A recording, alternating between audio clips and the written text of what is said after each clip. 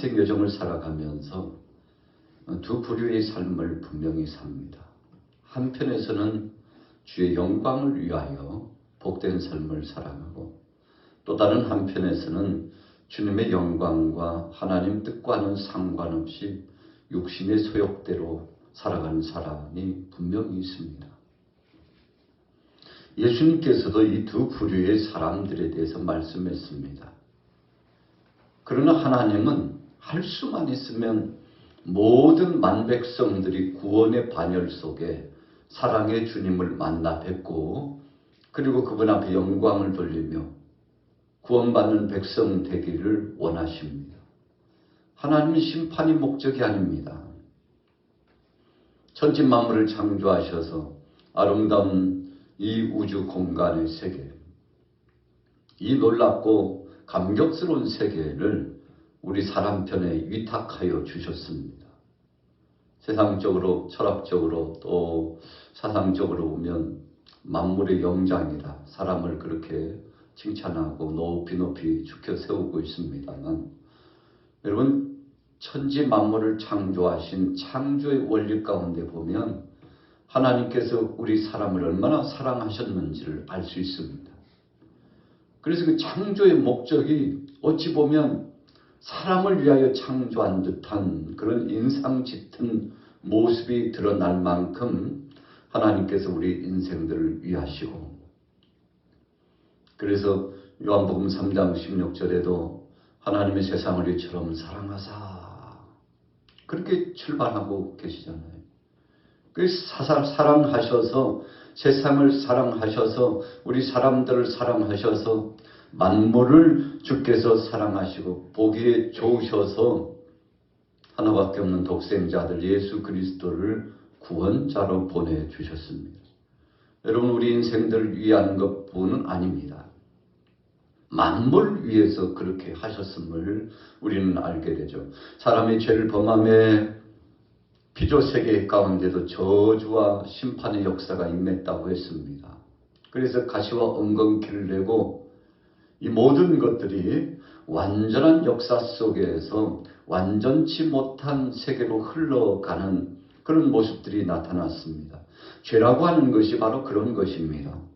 그러나 하나님의 사랑 까닭에 우리는 하나님의 은혜를 경험하고, 완전치 못한 자가, 거룩성을 상실한 자가 하나님의 뜻을 떠나서 하나님의 뜻과는 상관없이 살던 자가 이제는 하나님 앞에 돌아올 수 있는 감격스러운 역사를 경험하게 되었죠. 이것이 바로 하나님의 사랑입니다. 자, 오늘 본문에는 두 인물이 등장합니다. 첫 번째는 시몬이라고 하는 사람이고, 두 번째는 안나라고 하는 사람이 등장하는데, 공통적인 것이 있다면 둘 다 사랑의 예수님을 배없는, 이 땅에 메시아로 오신 예수님을 배웁게 되는 감격스러운 은혜를 경험하게 됐다는 것입니다. 자, 첫 번째 인물 시몬을 보세요. 25절에 예루살렘에 시몬이라 하는 사람이 있으니 이 사람은 의롭고 경건하여 이스라엘의 위로를 기다리는 자라, 성령이 그 위에 계시더라. 자, 기다리는 자라 그랬어요. 자, 사모했다는 거죠. 주님 배웁기를 소원했다는 거죠. 과거의 구약시대에 나타났던 이 선대해 주셨던 이 모든 약속의 말씀을 믿고 의지했다는 것을 의미합니다. 여러분, 그래서 약속의 말씀을 붙잡고 그런가 하여 그 말씀을 의지하고 그 말씀은 분명히 이루어질 것이라고 소원하는 사람들은 하나님의 약속을 받을 수 있습니다. 그 약속의 성취를 은혜로, 선물로 하나님께로 받을 수 있다는 것입니다. 오늘 시므온이 기다렸습니다. 그의 삶을 보니까 의롭고 경건한 사람이라고 그랬습니다. 욥이 동방의 의인으로서 하나님 앞에 인정함을 받았죠. 노아 보세요. 노아처럼 이렇게 완전한 자가 있을까? 의롭고 완전한 자 있을까? 하나님의 칭찬이 있었지 않습니까? 오늘 저와 여러분들도 이 아침에 나와서 예배자로 하나님 앞에 영광 돌리는데 오늘 우리의 심령이 성령에 이끌리셔서 예배자가 되었지 않습니까? 하나님이 허락지 않으시면 참새 한 마리도 떨어뜨릴 수 없다고 했습니다. 이 모든 세상의 정황과 역사적인 이 무대 가운데 오늘 저와 여러분들이 함께 이 은혜 무대에 동참한 것은 우리가 하나님을 사모했거니와 또한 하나님의 사랑도 받았다는 증거입니다. 그래서 홀이라도 그 누구든지 그냥 되어진 것은 없습니다. 하나님의 섭리가 있었고 주님의 계획하심이 분명히 있었는데 오늘 시므온도 그런 사람이었어요. 이스라엘의 위로를 기다렸습니다. 이스라엘의 위로라고 하는 것은 메시아가 오시면 나라가 회복되리라. 메시아가 오시면 죄로 말미암아 죽을 수밖에 없는 인생들이 구원받는 은혜의 역사를 경험하리라. 그래서 사랑의 주님 메시아를 계속 고대하고 기다렸던 것이죠. 그분이 2000년 전에 약속대로 오셨습니다. 시므온이 소원한 대로 오셨습니다. 그는 성령이 그 위에 있었다고 했는데 여러분 우리의 일상생활 중에 하나님의 감동함을 받고 살아간다는 것이 얼마나 행복한 것임을 알 수 있죠. 그래서 사도행전 2장에 보면 성령의 세술 같은 것에 취했다고 그랬죠. 세상 사람들은 미친 사람처럼 보였다고 했습니다. 그런데 미친 것이 아니라 정신적으로 장난증을 일으키고 뭔가 혼돈된 그런 상황 속에서 삶을 살아가는 것이 아니라 하나님의 성령에 이끌려서 질서정연하게 마음이 푸근하고 따뜻하고 하나님의 은혜가 이 속에 임하고 감격스러움을 경험하면서 살아가게 됐는데 여러분 오늘 시므온도 그런 영적 체험을 한 겁니다. 26절 보세요. 그가 주의 그리스도를 보기 전에는 죽지 아니하니라 하는 성령의 지시를 받았더니 여러분 분명한 하나님의 말씀이 주어졌다는 것은 행복한 겁니다. 허공을 치는 것 같이 앞을 봐도 캄캄하고 하루를 살아가도 도대체 앞으로 어떻게 될 것인지 알 수가 없고 답답하고 하루하루를 살아간다는 것이 지옥과 같고 여러분 이렇게 살면 얼마나 불행한 삶입니까? 그러나 믿음의 사람들은 그렇지 않아요. 앞이 환히 비춰져서 서광에 비춰지고 영광스러운 역사의 반열이 이룬 것처럼 분명하게 보여지는 겁니다. 그래서 히브리서의 말씀에도 믿음의 사람들은 예수 그리스도를 바라보면서 그분을 향하여서 살았다고 했습니다. 오늘 저와 여러분들도 마찬가지죠. 우리는 목적 있는 삶을 삽니다. 뜻 있는 삶을 삽니다. 허공을 치는 것과 같이 살지 않습니다. 그래서 우리 속에서 찾아왔던 우울감도 사라지고 자괴감도 우리의 안에 틈타지 못하고 소망 중에 믿음을 갖고 하루하루를 살아도 즐겁고 복된 삶을 살아갑니다. 여러분 우리가 기쁘고 복된 삶을 살지 못하는 것은 목적이 없다는 것입니다. 삶에 낙이 없다는 것입니다. 여러분 그래서 우리 인생 여정에 참 측은하고 안타까운 사람들이 있다면 목적 없는 삶, 계획이 없는 삶, 보람이 없는 삶을 살아가는 사람이죠. 그러나 성령의 사람은 그렇지 않습니다. 사랑의 주님을 분명히 배울 수 있다는 소망이 있어요. 그래서 오늘 시므온과 안나가 초림의 예수님을 고대했는데 기다렸는데 그분을 배웠죠. 우리는 어떻습니까? 2000년 전에 오셨던 그분이 승천하셨는데 이제 다시 오실 주님 약속하셨습니다. 약속을 믿는 거예요. 분명히 그 약속을 의지하고 믿는 것입니다. 이것이 바로 믿음이죠. 샤머니즘적으로 기복주의로 살아가는 사람은 이런 목적이 없습니다. 하나님께로부터 내려주신 약속의 표징이 없습니다. 그래서 될 대로 되라. 육신의 정욕으로 세상의 풍조에 이끌려가지고 이리 바람이 불면 이리 흔들리고 저리 바람이 불면 흔들리는 유행에 민감하고 세상의 세풍에 민감하고 세상 사람들의 소리에 민감합니다. 이런 사람을 성경에는 뭐라고 말씀하고 있습니까? 육신의 소욕의 사람이라고 했습니다. 그러나 우리는 그렇게 살지 않습니다.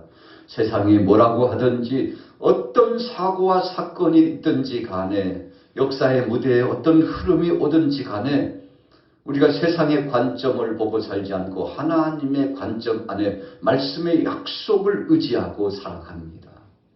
여러분, 그래서 이런 사람이 복 있는 사람이죠. 오늘 우리는 하루를 살아도 그렇게 삽니다. 여러분, 그래서 어떤 조건부적인 물질의 가치나 명예나 권세 이런 따위가 행복을 주지 못한다는 것을 너무나 잘 압니다. 우리는 많이 가지고 많이 누리면 행복할 줄 아는데 여러분, 생각해 보면, 돌이켜 보면 그것에 또 매여 가지고 걱정이 떠나지 않아요. 그거 관리하기가 또 걱정이에요. 그것을 가지고 어떻게 살아가야 될지 나중에는 정체성을 잊어버려 가지고 노예처럼 질질질질 끌려 삽니다. 여러분, 얼마나 불행한 것입니까? 그래서 성경에 분명히 말씀했잖아요.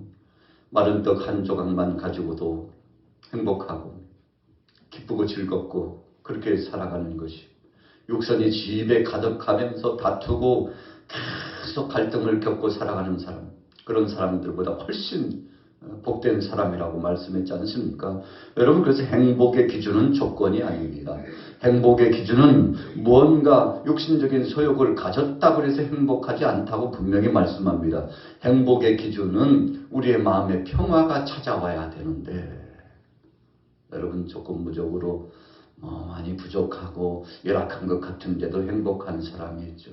찬송하며 말씀 중심으로, 하나님 중심으로 정말 여유를 누리면서 살아가는 사람이 있습니다. 그 사람이 누굽니까? 오늘 시므온과 안나와 같은 사람이에요. 자, 보세요. 27절에 성령의 감동으로 성전에 들어가며 마침 부모가 율법의 관례대로 행하고자 하여 그 아기 예수를 데리고 오는지라. 마침내. 여러분, 그래서 하나님의 은혜는 38절에도 그랬잖아요. 안나에게도 마침. 이 마침이라고 하는 것은 참 복된 거예요. 여러분, 우리가 막 끌어당기고 뭔가를 취하려고 해도 안 되는 세상이죠. 왜 그런가요? 모든 세상의 역사의 주관은 하나님께 달려 있어서 그렇습니다. 그냥 믿음을 갖고 기다린 것뿐이에요. 100년 후든 1000년 후든 하나님이 때가 되면 주시리라, 이런 믿음을 갖고 기다린 것입니다. 그래서 말세의 종말을 살아가는 사람들에 있어서 지혜로움은 무엇입니까? 언제 주님 오시든지 그 주님을 배울 수 있는 준비 태세, 그 자세를 가지고 살아가는 인생이 행복한 것입니다. 오늘 주님이 오셔도 부끄럽지 않는 그런 준비된 믿음이 행복자라는 것입니다. 그래서 마침 그 부모가 고대하고 기다리고 있는데 요셉과 마리아가 아기 예수님을 품고서 성전에 나와서 하나님 앞에 영광 돌리기 위해서 하나님 앞에 올려드리는 중심으로 찾아온 거 아니겠습니까? 여러분, 그래서 행복한 사람은, 하나님 뜻대로 살아가는 사람은 하나님이 그 능한 손으로 탁하니 쥐어주는 것입니다. 어떤 때는 우리가 붙잡아 끌어당기고 취한 줄로 알죠. 여러분, 그것은 착각입니다. 하나님이 손에 쥐어주는 겁니다. 품에 안겨주는 것입니다. 그냥 고대하고 있으면 저절로 이루어지는 것입니다. 여러분, 그래서 믿음으로 사는 사람은 때를 기다리고 인내심을 갖고 안절부절하지 않고 어떤 상황 속에서든지 믿음을 가지고 느긋하게. 참, 인생 뭐 있어? 한 번 살아가는 인생이지 오늘 지나면 오늘은 다시 돌아오지 않지. 그럼에도 불구하고 어떤 역사가 이루어지지 않았어도 오늘 하루에 만족하고 감사하는 것입니다. 내 뜻대로 되지 않았어도 하나님이 나 자신을 지금 있게 해주신 그것만 가지고도 자족하는 것이 진정한 믿음이죠. 자, 보십시오. 28절에 시므온이 아기를 안고 하나님을 찬송하고 축복해 줬어요.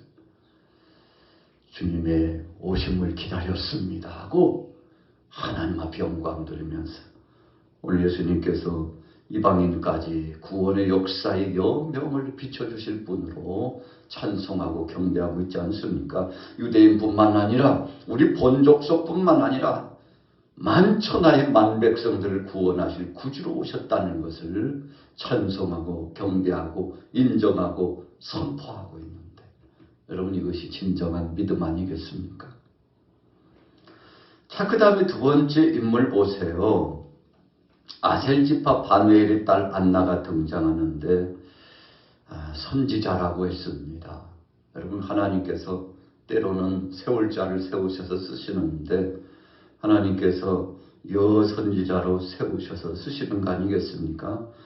나이가 매우 많았다고 했는데 그가 결혼한 후에 7해 동안 남편과 함께 살다가 혼자가 되었어요. 84세가 되도록 하나님의 은혜를 사모하고 성전을 떠나지 않고 주야에 금식하면서 믿음을 유지하고 기다렸어요. 여러분, 그러니까 앞에 있는 시몬이라고 한 사람과 안나라고 한 사람이 공통적으로 기다렸어요. 사모하는 마음을 가지고 기다렸어요. 여러분, 이것이 바로 믿음입니다.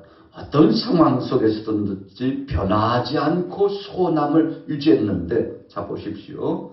38절에 마침 이때에 나와서 하나님께 감사하고 예루살렘의 속량을 바라는 모든 사람에게 그에 대하여 말하니라. 여러분 메시아가 이제 곧 오십니다.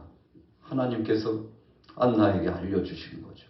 주야에 금식하면서 믿음으로 준비했더니 하나님께서 그에게 나타내 주시고 이제 때가 됐다고 말씀하는데 모든 사람들에게 하나님의 뜻을 선포했어요. 준비하라는 것입니다. 그분이 오신다는 것입니다. 여러분, 그런데 그분이 오셨죠. 마침내 그분을 배우게 되었습니다. 하나님 앞에 영광과 찬양과 경배를 올려드렸죠. 자, 결론의 말씀입니다. 39절에 주의 율법을 따라 모든 일을 마치고 갈릴리로 돌아가 본 동네 나사렛에 이르니라. 여러분, 시몬도 안나도 사랑의 주님을 배웠고 고대하고 믿음을 지켰던 모든 사람들이 예수님을 뵙게 되었다는 것입니다. 그래서 우리가 시대적으로 보면요, 참 믿음 있는 사람 없는 것 같아도 믿음의 사람이 있어요. 우리가 21세기를 살아가고 2024년이 되었는데 세상에 많은 사람들이요 걱정해요. 세상을 걱정해요. 도대체 세상이 어떻게 되려고 그러는지. 종교 신앙을 가진 사람들을 봐도 정말 믿음의 사람 찾기가 쉽지 않은 시대를 만났습니다. 그렇게 목회자가 많고 성도들이 많은데 길가에 가서서 권사님, 장로님, 집사님, 목사님 부르면요 많은 사람들이 뒤를 돌아본대요. 그만큼 우리 기독교인들이 많다는 거죠. 우리가 크게 잡으면 우리 대한민국 안에 기독교인들이요 약 5분의 1격입니다. 참 많아요. 많게는 1000만이라고 그랬지 않습니까? 이제 그 수가 줄었다 할지라도 약 600만, 700만이 된다고 하는데 여러분, 그런데 세상을 보면 어두운 것 같아요.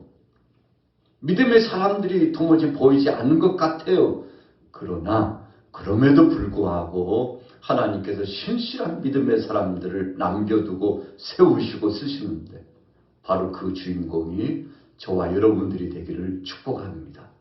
여러분, 오늘 시므온처럼 안나처럼 고대하는 믿음을 가지고 충성을 다하며 여러분 변덕스럽지 않고 온전히 올곧게 주님이 내게 주신 사명 잘 감당하고 비가 오나 눈이 오나 바람이 부나 춥든지 덥든지 흔들리지 않고 자신의 중심의 자리를 지키고 자신의 직임을 지키고 주여 주님이 내게 주신 사명 감당합니다. 이런 믿음을 가진 세대와 그런 사람을 주님이 복 주셨다는 사실을 분명히 말씀하고 있죠.